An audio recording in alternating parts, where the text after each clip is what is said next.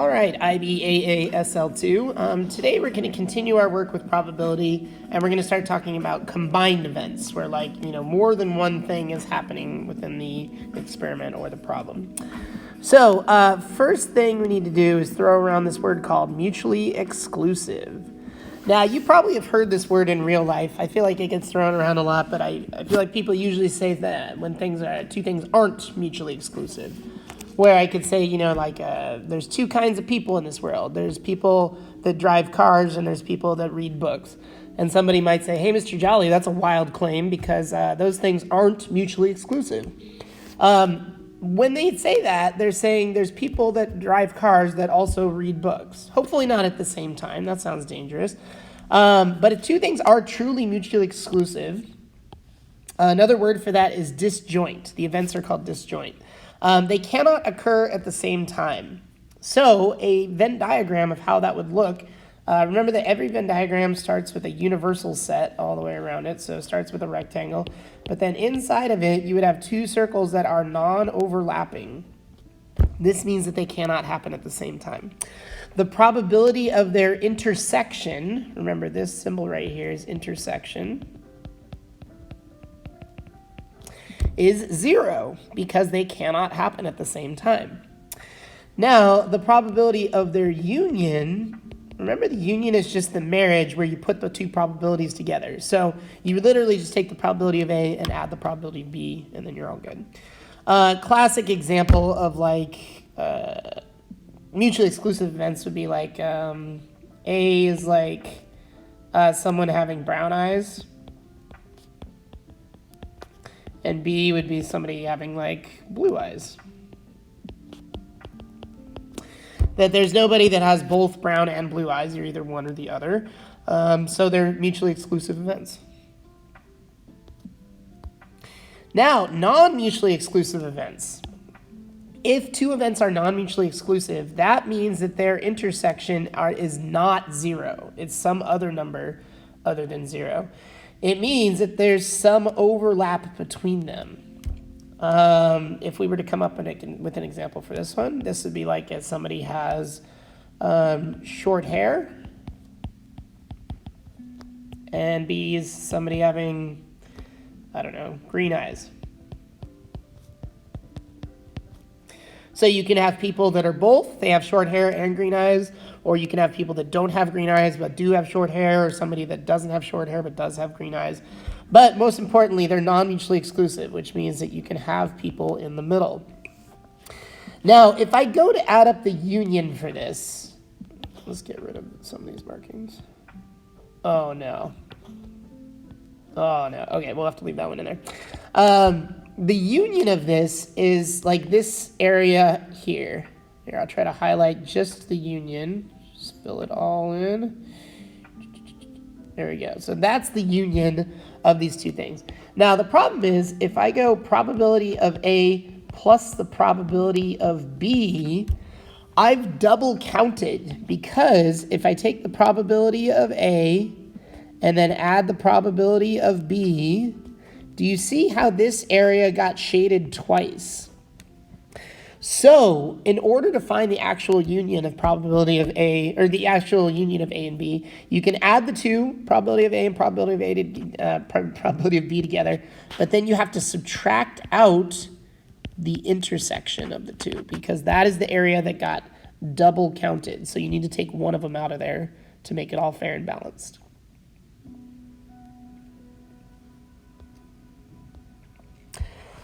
First example. This is one of those classic probability problems that's not really anchored in real life. It's not like coin flips or card draws or anything like that. It's they just give you some straight probabilities. The probability of A is 9/20ths. The probability of B is 3/10ths. It is known that the union of the two is 2 times the intersection. Now, I know that these are non-mutually exclusive events because they don't say that any of these events are 0. So we can assume there is some intersection between them.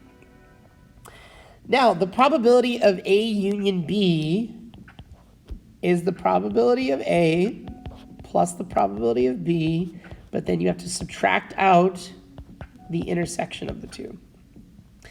Now, they told us that the probability of A union B is twice the probability of the intersection. So, let's just say X is equal to the intersection. I think that's going to make the algebra easier here. So, if the union, this part right here, is 2 times the intersection, that means that the union is 2x. The probability of A is 9/20, the probability of B is 3/10, and then their intersection is x, which we defined right here, that x was A union B, or intersection B. So, let's think. Well, first of all, we could add x to both sides to get 3x. And then 9/20 plus 3/10. 3/10 is the same thing as 6/20. So I think that whole side over there is 15/20. Then we have to divide both sides by 3. Well, I guess 15/20. Here, let's scoot it over here. 15/20 can be reduced down to 3/4. They're both divisible by 5. But then we can multiply both sides by 3. So we get 9/4. No, not multiply both sides by 3. Come on, Jolly. You can divide both sides by 3, which is the same thing as multiplying by 1/3. So we get x is equal to 3/4 times 1/3, which is 1/4. So the intersection, oh no, we still have to find the union. I did not leave myself enough room. That means that we can just, oh wait, that is the intersection. So yeah, then the union is going to be 9/20 minus 3/10, no, plus 3/10. That's the A, probability of A plus probability of B, but then subtract out the intersection, which is, this whole thing goes down to 1/2 when you do your common denominator work. So the union is 1/2.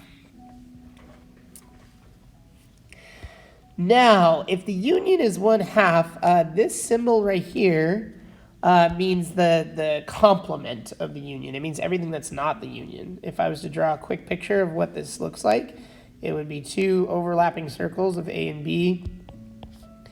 And then the union would be everything inside those circles. So the opposite of that, the complement, is going to be everything outside the circles. So all we have to do is take this probability and subtract it from 1. So the probability A union B naught is 1 minus the probability of A union B. So we get 1, take away 1/2. So this is 1/2 as well.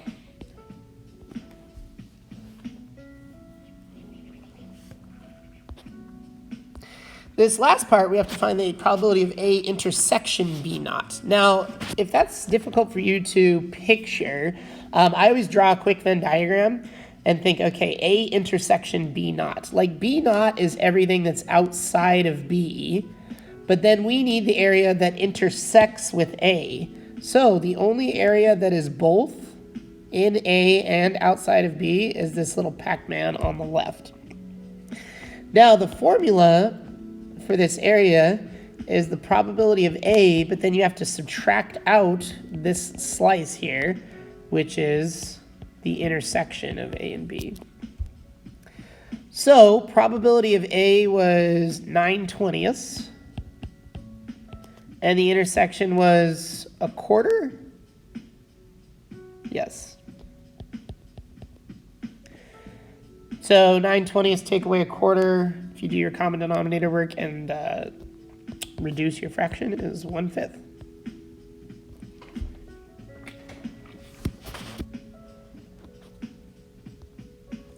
Next problem. Arthur has a drawer filled with ties. He picks one at random. The probability of the tie is blue. So blue tie is 5/12. Red tie is 1/3. What is the probability of him picking out a tie that is neither red nor blue? Well, the probability of neither red nor blue, do they use notation on this? Yeah, let's say B equals blue tie. and R is equal to red tie. Picking a blue or red tie. Now, to find the probability that he doesn't pick a tie that is red or blue, we have to first figure out what the probability that he does pick a tie that's red or blue, because then we can just sort of take the complement of it. So we're going to find B union R right now. Now, you guys, because we're picking out a tie that's either red or blue, you can't have a tie that's both. There's no red and blue tie in there. So that means that these two events are mutually exclusive. Blue, red, and there's no overlap.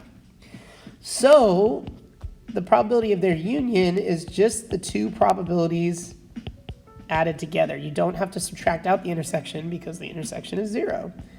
So this is 5/12 plus 1/3, which is 5/12 plus 4/12, which is 9/12, which is 3/4. Now, this is the probability of him picking a blue or red tie.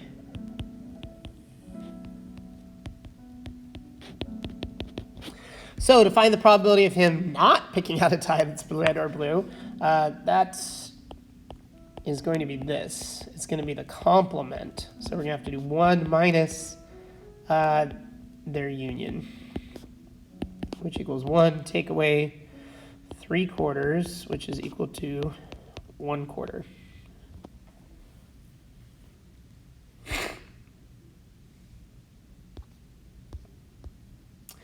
Last problem. A coin is tossed and a 6-sided die is rolled. Make a sample space for the diagram.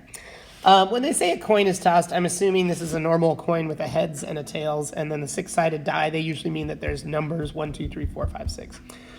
There's a few different ways to make sample spaces with probability problems. Later on, we'll learn about tree diagrams and things like that. But I think for this problem, a table makes sense. So the first thing that can happen is that they could roll a head and then get a 1 on the die. So I think the kind of notation they use is it almost looks like a coordinate. So then you could roll a head, get a 2, heads and 3, head 4, head 5, head 6. Then you could do all of this for tails as well. So you could get tail 1, tail 2, tail 3, tail 4, tail 5, and tail 6. Find the probability that you get a head and a number less than 3. Well, a head and a number less than 3 has to happen at the same time. So numbers less than 3 would be 2 and 1. So really, I think it's just these two things that count for that. And that's 2 out of a total of 12. So the probability of this happening